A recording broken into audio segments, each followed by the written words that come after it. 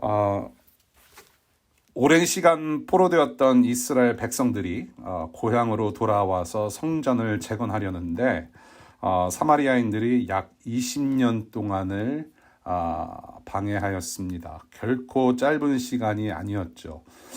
그 시간은 그 어느 누구와도 타협하지 않고 하나님 앞에서 더욱 성결한 백성들로 세워져 간 기간이라고 봅니다. 그리고 이 시기를 지나서 성전 공사를 다시 시작하게 된 배경이 바로 오늘 본문의 기록입니다.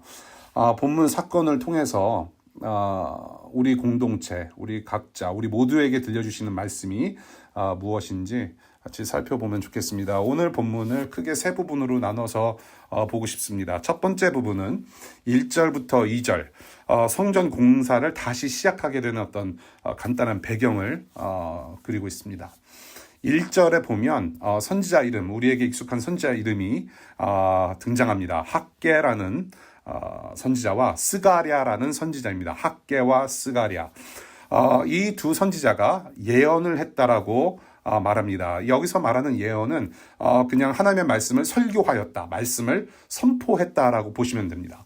하나님의 말씀을 선포합니다. 하나님의 생각과 하나님의 뜻을 대언하는, 대신 전달하는, 선포하는 일을 하였다라고 기록합니다.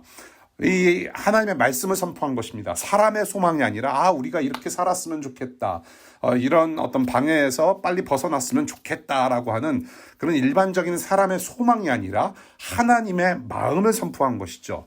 그 하나님을 어떻게 표현하느냐, 자기들이 받들어 섬기는 이스라엘의 하나님의 이름으로 말씀을 선포했다라고 얘기를 합니다. 자기들이 받들어 섬기는 이스라엘의 하나님, 그 하나님의 이름으로 하나님의 말씀을 선포했다. 그런데 원문을 보게 되면, 그리고 영어 버전을 보게 되면 God of Israel who was over them이라고 표현하고 있어요. Who was over them. 저는 이 표현이 너무 좋아요. 우리 새 번역도 참 좋은 번역이긴 한데 이게 사람들이 번역한 것이기 때문에 좀 그런 차이가 너무 아쉬워요. 예. 근데 자기들이 받들어 섬기는 하나님이라는 표현보다 이 표현이 더 좋아요. Who was over them. 그들 위에 계시는 이스라엘의 하나님이라는 표현. 그들 위에 계시는 이스라엘의 하나님. 백성들 위에서 눈을 떼지 아니하시고 지켜보시고 보호하시며 다스리시는 하나님. 그 하나님의 이름으로 말씀을 선포했다라고 기록합니다.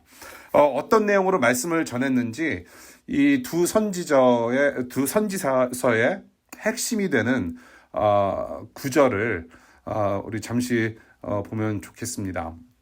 스크린 쉐어합니다. 학개서 1장 12절부터 14절까지의 말씀입니다. 남아있는 모든 백성이 주 그들의 하나님이 하신 말씀과 주 하나님이 보내신 학개 예언자가 한 말을 따랐다. 백성은 주님을 두려워하였다. 주님의 특사 학개는 주님께서 하신 말씀을 백성에게 전하였다. 내가 너희와 함께 있겠다. 나 주의 말이다. 모든 백성의 마음을 감동시키셨다. 그래서 백성이 와서 그들의 하나님 만군의 주님의 성전을 짓는 일을 하였다라고 학개서 1장에서 이 선지자가 기록하고 있어요. 스가랴서 4장 9절입니다. 스룹바벨이 이 성전의 기초를 놓았으니 그가 이 일을 마칠 것이다. 그때야 비로소 너희는 만군의 주님께서 나를 너희에게 보내셨다는 것을 알게 될 것이다 라고 스가랴 선지자가 그렇게 기록하고 있습니다. 이렇게 말씀이 선포되었어요. 여러 말씀이 있었지만은 이렇게 핵심되는 말씀을 우리가 봤는데요. 이렇게 말씀이 선포됨과 동시에 성전의 공사가 다시 재개되었다라고 기록합니다. 말씀이 선포됨과 동시에 성전 공사가 시작이 돼요. 두 선지자가 공사하는 백성들을 도왔다라고 증거합니다. 도왔다. 우리가 교회 생활을 하면서 여러분 교회라는 것은 오직 예수님이 중심이 되신 공동체예요. 맞죠? 여러분들 다 동의하시잖아요. 그러나 우리가 눈에 보이는 어떤 교회 공동체를 우리가 경험했을 때 더러는 교회 이름이 예수님 이름보다 더 유명하기도 하고요. 혹은 예수님과 교회 이름보다 더 대중화된 인기 있는 이름이 바로 목사님 이름인 것 같아요. 예. 도왔다. 교회 이름이나 목사가 주인공이 아니라, 여기서 예언자나 선지자가 주인공이 아니라 오직 하나님의 말씀, 그리고 하나님께서 주인공이 되신 것이죠. 예언자가 말씀보다 더 중요하지 않아요. 예. 돕는 역할입니다. 예. 돕는 역할. 말 그대로 말씀 선포자는 돕는 자예요. 누구를 돕느냐? 바로 하나님의 뜻을 이루는 백성들, 그 길을 가야만 하는 백성들을 돕는 자예요. 예. 말씀으로 하나님께서 계심을 리마인드, 상기시켜주고 새로운 마음을 가지고 살아갈 수 있도록, 가야만 하는 길을 새로운 마음으로 갈 수 있도록 돕는 역할. 오늘 본문을 보면 그래서 예언자만 있으면 되는 일이 아니고, 혹은 노동자만 있으면 되는 일이 아니에요. 성전재건, 하나님의 일을 할 때에는 선지자, 말씀 선포자도 필요하고, 노동하는, 자원에서 노동하는 섬김이들도 필요하고, 공동체를 이루는 모두가 중요하다는 사실을 우리는 간과해서는 안 될 것입니다. 자신의 부르심, 자기의 위치, 내가 자신이 할 수 있는 일들을 각자 자기 자리에서 하면서 하나님의 뜻을 이루어가는 모습, 그 모습을 1, 2절에서 보게 돼요. 그 다음에 두 번째 파트, 3절부터 10절까지인데요. 페르시아 관리들의 위협이 있었습니다. 예. 다시 공사를 재개하는 백성들에게 와서 세 가지 질문으로 위협해요. 첫 번째, 누가 이 성전을 다시 지으라고 허락했느냐? 두 번째 질문, 누가 성벽 공사를 마치라고 했느냐? 세 번째, 그 사람들 이름이 도대체 무엇이냐? 위협하고 있습니다. 그리고 관리들은 다리우스 왕에게 편지를 써서 고발해요. 누가 그랬냐 이름들을 알면 처벌할 계획이 있었음이 분명해요. 예. 이렇게 위협적으로 다가오는 관리들, 그리고 이전에 수년간 괴롭혔던 이 사마리아인들의 방해에도 불구하고 그 고발장 내용을 보면은 공사가 계속 잘 진행되었다라는 증거를 보게 돼요. 예. 사마리아인들로 인하여서 약 20년 동안 공사가 중단되었으나 갑자기 이 사람들이 공사를 다시 시작한 거예요. 그런데 그 공사가 너무나도 잘 진행이 되었다라고 이 지금 페르시아 관리들이 증언하고 있어요. 편지 속에서. 어떻게 이런 상황에서 저렇게 똘똘 뭉칠 수 있었을까? 의아했을 겁니다. 이 사람들 봐라. 그러면서 더러는 좀 괘씸하기도 들었을 것 같아요. 괘씸한 마음. 아니, 누가 이렇게 허락을 했느냐? 그놈들 이름이 뭔지 이거 잡아야 되겠다. 그러면서 오히려 더 방해에 집착했을 가능성이 높다라고 저는 봐요. 권력을 가진 사람들이에요. 예. 그런데 여기서 한 가지 이 3절부터 10절까지의 그 기록에서 좀 우리가 꼭 놓치지 말아야 하는 부분이 무엇이냐면, 지금 이러한 위협에도 불구하고 쫄지 않고 대응하는 이 이스라엘 백성의 장로들, 원로들의 모습을 보고 싶다는 것입니다. 에스라서 이 저자가 지금 이 원로들의 모습을 어떻게 증거하고 있냐면 바로 5절 첫 번째 부분이에요. 그러나 하나님이 유다의 원로들을 돌보아 주셨으므로 이렇게 대응할 수 있었다라고 증거를 해요. 돌보아 주셨다. 지금 이 돌보아 주셨다라는 단어도 살짝 아쉬운 부분이에요. 원어로 보면, 영어 원문으로 보면 God's eye on the elders. on the elders. on이라고 표현하고 있어요. 하나님의 눈이 그들 위에 머물렀기 때문에 가능하다라고 증거를 합니다. 맞아요. 돌보아 주셨어요. 돌보아 주셨어요. 그런데 하나님의 눈이 그들 위에 머물러서 돌보아 주셨다라는 하나님의 역사를 보게 되죠. 페르시아 관리들의 위협이 있었으나 그렇게 하나님의 눈이 그들 위에 머물러서 진행하게 하셨다. 지혜롭게 대응하게 하셨다. 그다음 마지막 부분 11절부터 16절까지의 말씀이에요. 이스라엘 장로들의 간증을 보게 됩니다. 이 고발장 중에 이스라엘 장로들이 답변한 내용, 저는 이것을 간증이라고 부르고 싶어요. 테스트머니 했다. 신앙 간증을 했다라고 저는 봐요. 지금 페르시아 관리들이 편지를 써서 왕에게 보냈는데 그 내용 중에 일부가 바로 이스라엘 장로들, 원로들이 했던 내용을 그대로 실었는데 그 내용 자체가 신앙 고백이었다라는 거. 이 지금 11절부터 16절까지 여러분들이 다시 천천히 읽어보시면 스가랴서, 죄송합니다. 에스라서 1장부터 현재까지의 그 역사가 축약되어 있어요. 그러니까 여러분들이 내가 에스라서 1장의 설교 말씀이나 내가 그것을 다 내가 놓쳤다라고 하시는 분들은 11절부터 16절까지 읽으시면 돼요. 그게 What's going on이에요, 지금. 그래서 이 지금 이스라엘 백성들이 바벨론 포로에서 풀려나서 지금 고향 땅으로 되돌아오는 그때부터 지금까지 있었던 역사가 포함이 되어 있고요. 동시에 왜 이 성전을 다시 짓게 되었는지 과거의 역사도 언급하고 있어요.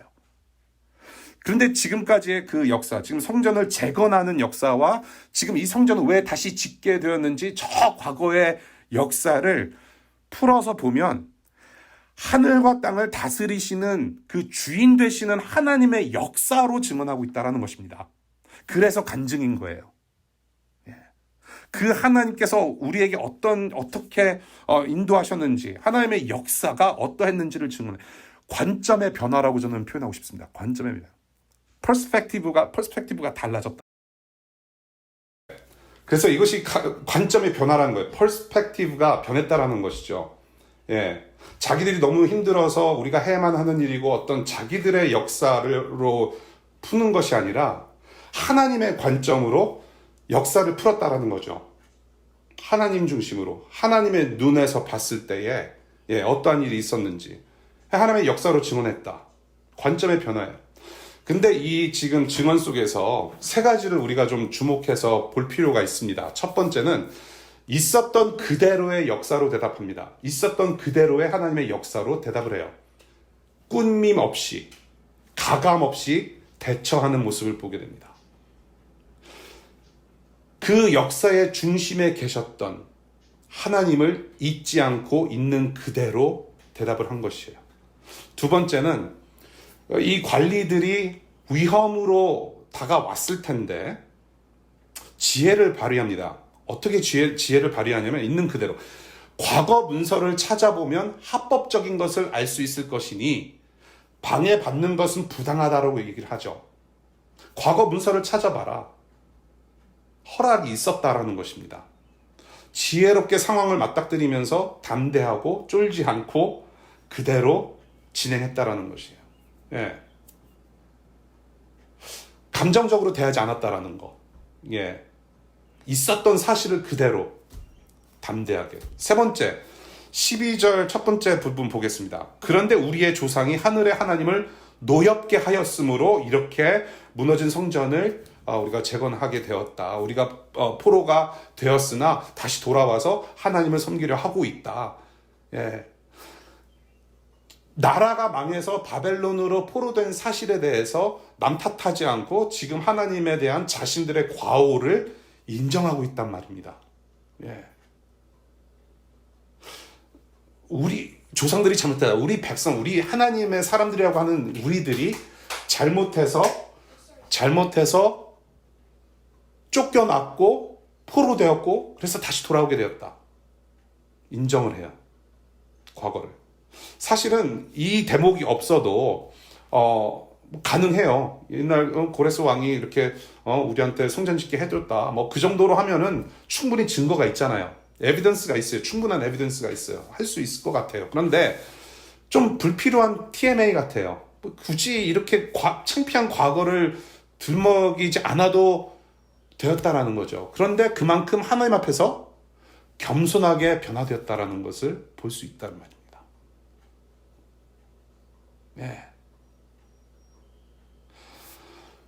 페르시아 관리들은 고발장에 이렇게 이스라엘 원로들의 백성들의 간증을 올린 다음에 17절, 고레스 왕이 정말로 그렇게 성전 지어도 된다고 명령했는지 확인해 주시기를 바랍니다. 그리고 결정해 주십시오라고 요청하면서 편지글을 맺습니다. 이것이 오늘 본문의 내용이에요. 성전을 다시 지을 수 있게 된 배경을 이렇게 간단하게 기록을 했지만은 이 역사 속에서 일하셨던 하나님의 놀라우신 그 존재, 그 하나님의 은혜를 여기서 풍성하게 발견할 수 있습니다. 그 하나님은 누구이신가? 지금 수천 년 전에 이 성전을 다시 짓게 하신 이 이스라엘 백성의 하나님이 곧 우리에게는 어떤 하나님이신가? 첫 번째는 모든 길 위에 계시는 하나님이라고 저는 보고 싶어요. 모든 길 위에 계시는 하나님. 공사를 재개할 수 있었던 원인은 이스라엘 백성들, 사람들에게 있지 않았습니다. 백성들이 스스로 깨우치고 뉘우쳐서 앞으로 나아갈 힘이 어떻게 생겨가지고 능력이 있어서 그러한 능력과 힘이 충분해서 공사가 다시 시작된 것이 아니었다라는 말이죠.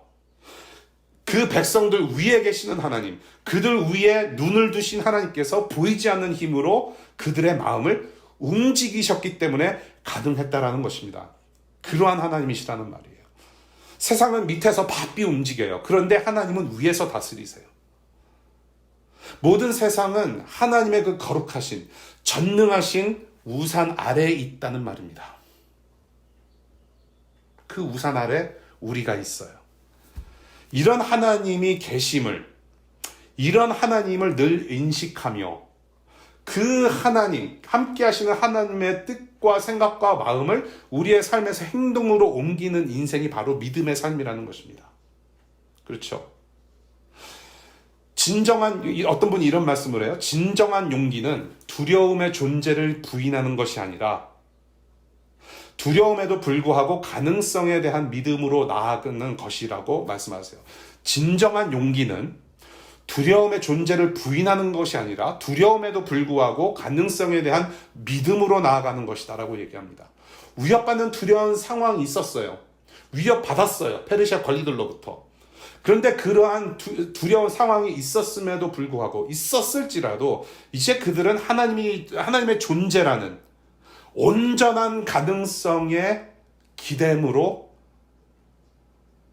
이게 가능했다. 담대해졌다는 것입니다. 여기서 말하는 가능성이라는 것은 어떤 possibility, probability, 약간 1%, 0.1%가 부족한 그러한 가능성을 얘기하는 것이 아니라 온전한 가능성을 말하는 것이죠. 그 하나님, 그 하나님 온전한 가능성의 기댐으로 담대해진 변화된 모습의 백성들. 20년 전과는 조금 다른 것 같아요. 늘상 말씀드리지만은 이 세상을 사는 동안에 우리에게는 안정된 삶이란 없습니다. 안정된 삶이 없어요. 인생은 바닷가 같은 거예요. 정말로 살아보니까 그런 것 같아요. 인생은 바닷가 같아요.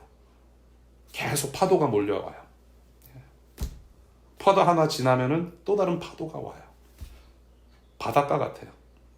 학교를 졸업하고 나니 또 다른 구직이라는 파도가 몰려오고, 어떤 분들에게는 이직이라는 파도가 몰려오고, 승진이라는 어떤 새로운 파도가 몰려오고, 여러 가지 파도가 계속 오죠. 근데 이러한 모든 파도는 저와 여러분들의 힘으로는 막을 수가 없어요. 실제로 여러분들이 바닷가 들어가서 파도를 한번 맞아보신 분들, 파도로 뺨 따고 맞아보신 분들 아시잖아요. 따가워요. 소금기가 있어가지고, 소금을 확 맞는 게 굉장히 따가워요. 아파요. 저와 여러분들이 이 파도를 맞닥뜨리면은 아픈 것은 우리만 아파요. 그런데 재미난 것은 파도 안으로 들어가면 조용해요. 확 오는데 그 소리밖에 안 나요. 파도 안으로 들어가면. 샤 하는데 소리밖에 안 나요. 파도 안으로 들어가면 조용해요. 안정된 삶을 살고자 온갖 술수를 쓰고 모든 노력을 하는 것만큼 어리석은 것도 없어요. 지혜서를 보면 아시겠지만 정말로 이 세상에서 안정된 삶을 살고자 노력하는 것이 정말로 바람 같아요. 에너지, 우리의 시간, 우리의 영혼을 갈퀴는 피해만 있을 뿐이죠. 안정된 삶을 추구하는 것보다는 오로지 하나님 안에서 영혼의 안정을 구하는 것이 우리가 진정으로 구해야 될 바가 아닌가 싶어요. 우리의 앞으로의 모든 길 위에 함께 하시고 지켜보시고 일하셨던 하나님이 바로 지금 현재 우리의 하나님이심을 믿는 믿음이 있으시기를 바라요. 예. 비록 파도는 있을지라도 우리의 인생길에 계시는 하나님, 그 하나님 안에서 누리는 평안. 그러한 하나님을 우리가 어떻게 확인을 할 수 있느냐, 이것을 우리가 어떻게 아느냐, 하나님께서 우리의 길 위에 계시고 우리에게 평안을 주시고 우리와 함께 하심을 우리가 어떻게 확인할 수 있는가요? 바로 말씀이라는 것입니다. 그래서 두 번째로 보고 싶은 것은 말씀으로 길을 여시는 하나님이심을 보게 돼요. 첫 번째는 모든 길 위에 계시는 하나님이신데 그 길을 여시는 것은 하나님의 말씀이라는 겁니다. 말씀으로 길을 여시는 하나님이세요. 하나님이 계시는 곳에 하나님 말씀이 있어요. vice versa. 하나님 말씀이 있는 곳에 하나님이 계세요. 하나님께서 백성의 마음을 움직이셨고 동시에 말씀을 들려주셨어요.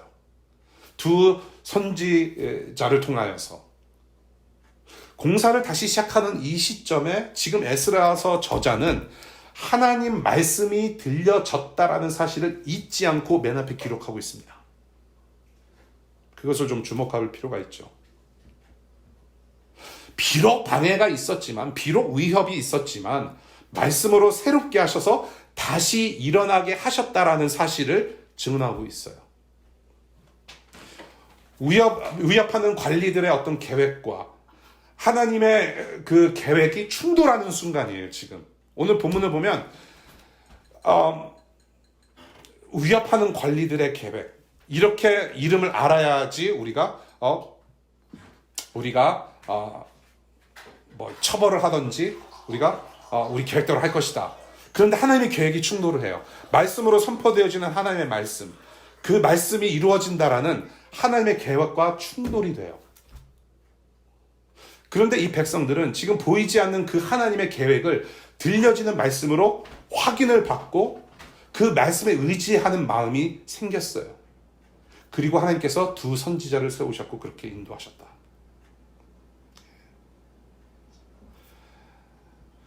말씀을 듣고 하나님을 의지해서, 그래서 결국에는 자발적인 부지런함으로 열심을 다하여 헌신적으로 하나님을 섬기고 있다고 페르시아 관리들이 그렇게 증언하고 있어요. 그 기초는 무엇이었느냐? 바로 하나님의 말씀으로 그는 했다. 그것을 우리가 볼 수 있는 것이죠. 관리들의 눈에 확인된 하나님의 백성들의 참 모습. 야, 이런 와중에 저렇게 다시 공사를 시작해? 와우. 말씀으로 새롭게 된 백성들, 새해 먹고 나가게 된 백성들. 저와 여러분들에게 기록으로 남겨주신 이 말씀은 어떤 말씀입니까? 여러분들은 어떻게 대하십니까? 하나님께서 과거에 어떤 일을 하셨고 현재는 어떤 일을 하시고 계시며 또한 미래에는 어떤 일을 하실 분이신지 말씀으로 기록해 주셨어요, 우리에게. 예. 그리고 또한 이것을 우리는 약속이라고 불러요. 예. covenant, testament. 그래서 Old Testament, New Testament이에요. 약속의 말씀이에요. 이 약속된 말씀으로 그 하나님을 아는 것입니다. 기록된 말씀으로 우리는 하나님을 알아가요. 그리고 동시에 그 하나님이 어떠한 신분인지 존재를 확인함과 동시에 그렇다면 우리가 어떻게 살아야 하는지 기준이 되는 말씀이라는 말이에요.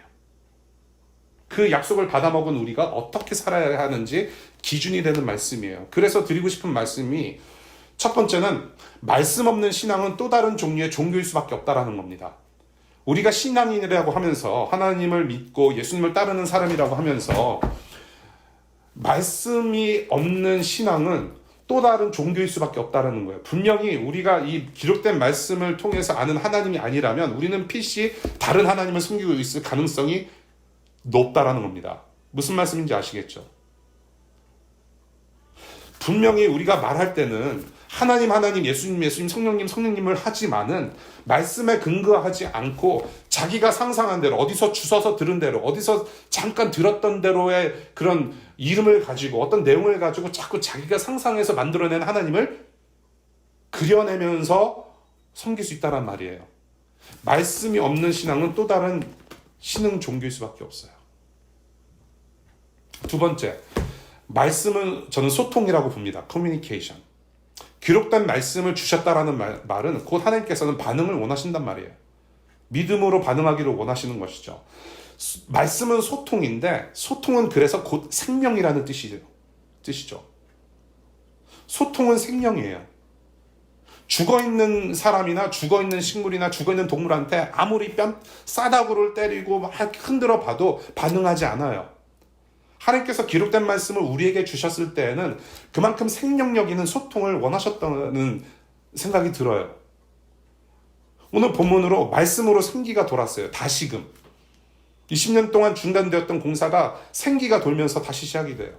백성 안에 생기가 돌았어요. 이 말씀. 우리가 들음으로 반응하고 우리가 들음으로 또한 질문도 하며 우리가 이 말씀을 들음으로 읽음으로 대함으로 끈끈한 생명관계를 만들어 간다라는 것. 이것이 바로 백성됨을 다시 회복하는 계기여야 된다는 것. 말씀 없는 신앙, 소통 없는 말씀 생활은 아무런 가치, 아무런 능력이 없습니다. 우리가 말씀 읽는 게 힘들죠. 여러분들 정말 쉽지 않잖아요. 여러분들 큐티를 하거나 우리 주부에 올라온 대로 이렇게 스케줄 따라서 말씀을 읽는 거 쉽지 않죠. 더군다나 기도도 힘들고 그렇죠. 예, 쉽지 않습니다. 쉽다고 말하는 사람들은 들어본 적이 없어요. 예. 이게 왜 그런가 하면 하나님 말씀이 원래 우리에게 익숙치 않아서 그래요. 우리에게 익숙한 것이면은 우리는 손과 발이 그대로 자연적으로 움직이게 돼요. 넷플릭스를 클릭한다든지 배고플 때 뭐를 찾아 먹는 거 굉장히 자연스럽잖아요. 고민하지 않잖아요. 예, 무엇을 먹을까 고민 하겠죠. 예. 그런데 자연적으로 습성적으로 나오는 것들이 있어요. 자연스럽기 때문에. 그런데 우리는 하나님의 말씀에 익숙치 않은 죄인들이었어요. 그래서 우리가 하나님의 언어, 하나님의 하늘 언어, 하나님의 어떤 성품과 하나님에 대한 존재, 하나님의 말씀까지 다 익숙치가 않기 때문에 하나님의 말씀을 들여다보는 것 자체가, 듣는 것 자체가 이게 쉬운 게 아니에요. 예. 오히려 무엇에 더 익숙하냐면 저와 여러분들은 하나님을 대항하는데 더 익숙해요. 하나님의 말씀을 듣지 아니하고 기도하지 않고 내 본성대로, 내 죄악된 본성대로 따라가는 거기에 더 익숙하단 말이죠. 그래서 이 말씀이 익숙치가 않아요. 그런데 저와 여러분들이 정말로 예수 그리스도를 믿는 믿음이 있다면, 믿음이 있으신 분들이라면 그 예수님으로 말미암아 구원받은 백성의 여러 가지 표지 중에 하나가 뭐냐면 하나님께서 기록하신 말씀을 사랑한다라는 거예요. 전에는 정말로 익숙치 않고 오히려 하나님 대적하기 바빴으나 내가 하나님 예수님을 보내주셔서 나의 이 속사람을 바꾸신 후에는 이제는 조금씩 설교가 들려지기 시작하고 이제는 조금씩 말씀 보고자 하는 마음이 들고 이게 도대체 무슨 말씀인지 하나님을 더욱더 알려고 하는 마음이 생긴다라는 것입니다. 그게 구원받은 자들의 표지라는 거예요. 반응할 수밖에 없어요. 믿음이 생겼기 때문에. 그래서 이렇게 변화받은 예수 그리스도를 따라가는 사람들에게는 이제는 이것이 부담이 아니고 짐이 아니라 이제는 나에 대한 어떤 거룩한 책임이라는 거예요. 예. 거룩함으로 다가간다는 거죠. 예. 노력 조금 하시기 바래요, 여러분. 예. 예. 말씀 없이는 우리가 살아갈 수 없다는 거. 예. 말씀으로 정말로 이 하나님을 알아가고 있는가? 우리가 말씀을 대하면서 어떻게 또한 반응하는가? 다른 사람들이 저와 여러분들을 볼 때 정말로 하나님의 사람으로 보여지는 어떤 변화가 있는가? 작년에 2020년 비록 코로나 팬데믹 때문에 정말로 힘든 시기를 지났을지라도 그럼에도 불구하고 2020년의 내 모습과 2021년의 내 모습이 어떻게 변화가 있었는가? 내 모습 속에 혹은 우리 공동체 속에 어떤 변화가 있었는가?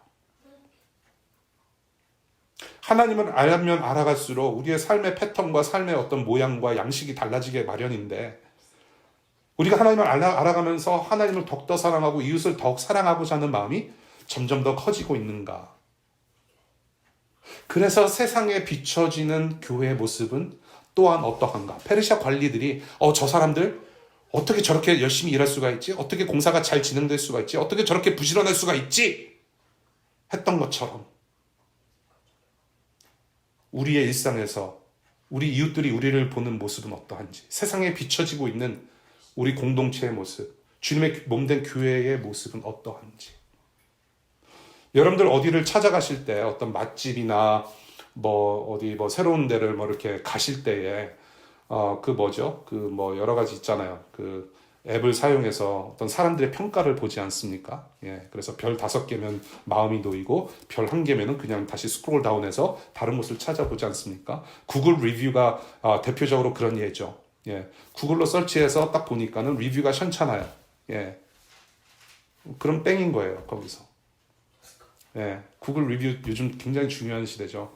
근데 거짓말로 스팸으로 그냥 별로 좋지 않은데 돈 몇 푼 주면은 구글 리뷰 올려주는 업체도 있더라고요. 예, 그러니까 이 세상에는 아무것도 믿으면 안 돼요. 그러니까. 예. 그런데 우리가 어디를 찾아가거나 나의 어떤 욕망을 채우기 위해서 구글 리뷰를 하는데, 그래서 구글 리뷰가 기준이 돼서 그곳을 평가해서 가기도 하는데, 우리 자신에 대한 구글 리뷰는 어떨까요? 가령 예를 들어서 홍주형이라는 하나님의 백성의 이름을 딱 걸고 봤을 때 우리 이웃들이 어떤 리뷰를 달고 있을까요? 여러분들에 대한 리뷰가 어떨까요? 우리가 반성하면서 저와 여러분뿐만 아니라 저까지도 우리가 반성하면서 기억할 것은 하나님의 말씀으로 백성들의 길을 활짝 여신다는 것. 그 말씀이라고 하는 것은 가야 할 곳에 가게 하시고 있어야 할 곳에 있게 하시고 보아야 할 것을 보게 하시는 그 말씀입니다. 우리가 그 하나님의 말씀에 의지해서 우리가 우리다워지고 교회가 교회다워질 수 있기를 바랍니다. 그 말씀으로 길을 여시는 하나님. 이번 한 주간 동안도 조금 피곤하시더라도 한 구절씩이라도 여러분들이 마음을 정하셔서 대하실 수 있기를 바랍니다. 최소한 그거는 할 수 있잖아요.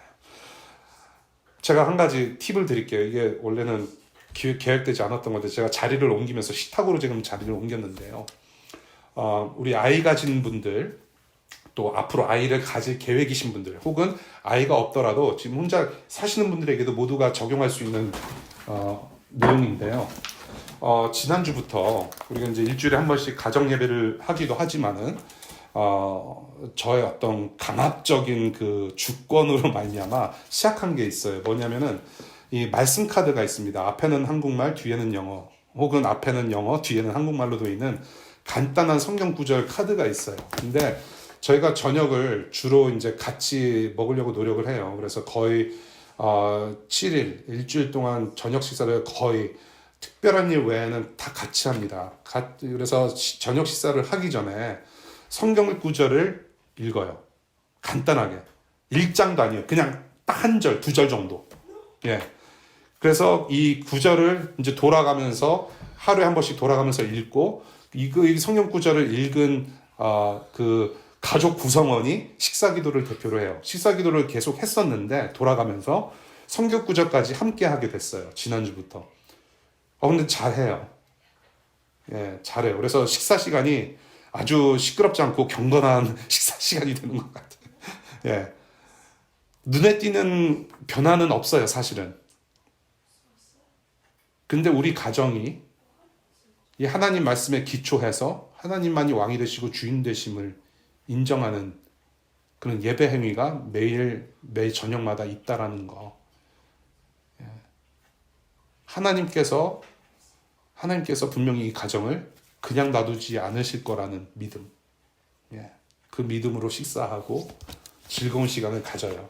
예, 그래서 한 구절이라도 여러분 한 구절, 그리고 한 구절씩 읽는 것이 익숙하신 분들은 조금 더 좀 체계적으로 성경 읽으시는 훈련 하시기를 바라고, 또 그런 훈련을 과정을 거치신 분들은 또 성경 전체를 또 공부하시면서 성경 전체 흐름 속에서 또 성경을 해석할 수 있는 훈련도 받으시고, 또 더러는 이 성경을 해석함에 있어서 이해함에 있어서 도움이 될 만한 그런 도서들도 좀 찾아서 읽어보시고, 그렇게 해서 여러분들이 정말로 그 하나님을 더욱더 알아가면서 동시에 하나님의 성품으로 변화되고, 그래서 하나님께서 이 인생길에 함께 하시는구나라는 것을 우리가 실질적으로 현실적으로 체험하면서 감사할 수 있기를 바라요.